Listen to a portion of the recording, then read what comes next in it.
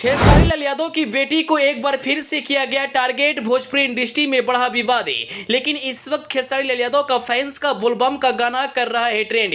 जी हां, एक बार फिर से खेसारी लाल यादव की बेटी कृति यादव पर टारगेट किया गया है और इस वक्त भोजपुरी इंडस्ट्री में विवाद काफी ज्यादा बढ़ चुका है।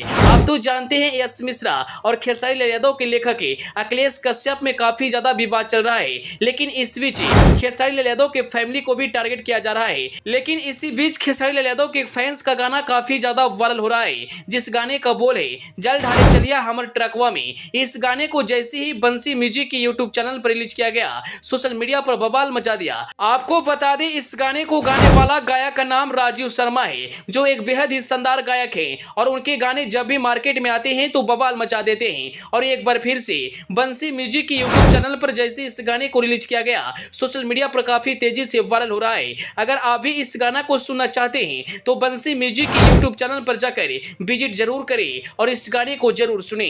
Bureau report.